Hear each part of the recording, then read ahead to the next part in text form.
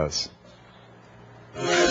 16 minutes past the hour now. The stimulus package includes more than $140 billion for the 50 states, but not every governor is signing on for that money just yet. My next guest has strong reservations about taking the federal handout. He is South Carolina Governor Mark Sanford. Governor, good morning to you, and thank you for your time out of Columbia. You believe the stimulus plan is a terrible mistake. Will you refuse the money? I don't want to be baited into that trap. There are a lot of Democrats that vote against tax cuts, and yet they don't go back to their state or their congressional district and tell their folks, look, you can't take the tax cut, because if so, it'll undo what I believe. So I'm not going to be baited in that trap, but what we've said is we're going to be judicious, and myself and, frankly, many other governors across this country are going through the fine print of this stimulus bill that I don't think was ever seemingly gone through, as people didn't have much time to debate it in Washington. And we're looking at the pros and the cons.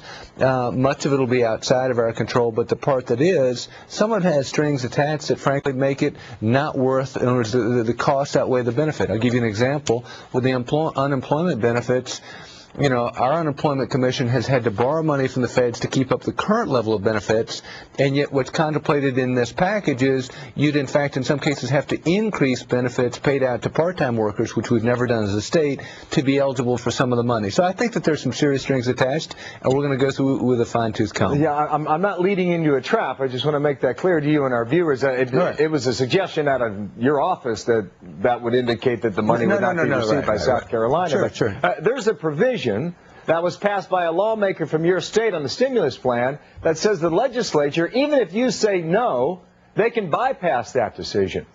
Do you anticipate that if you say no?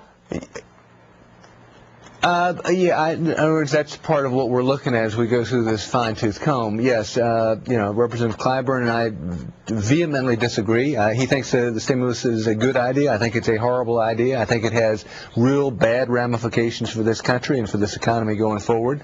And so, yes, he put in a provision that would, in essence, tie our hands such that even if we did decline, the legislative body could go around us.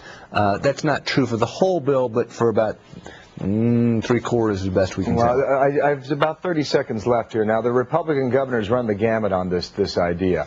Bobby Jindal is kind of on your side. Charlie Crist is on the other side. Apparently, he wants the money for the state of Florida. Bobby Jindal in Louisiana, not so sure about that. The Republican governors meet this weekend. Is there any sort of collaboration among those who are of like mind to say no to Washington and we don't like this deal? Yeah, I think that Haley Barbour has said that. I think that, Rick Perry out in Texas has said that he's going to go through and very judiciously look at what makes sense and what doesn't make sense. If you look on the Medicaid side, there are certain provisions that require to continue to spend at the same rate, which means if we went into a multi-year downturn, you'd be in a real world of hurt. So I think that there are legitimate questions about this outside of the philosophical differences that me and other Republican governors, and I suspect some Democrats as well, have with what's going on here. Okay, well, we await a policy that's going to be harmful to our economy. Yeah, we await a final decision, sir. When you're ready, we'd love to hear it here first. Okay, Mark Sanford out of South Carolina. Fair enough. Thank you, Governor. Yes, sir. All right, Megan. Well,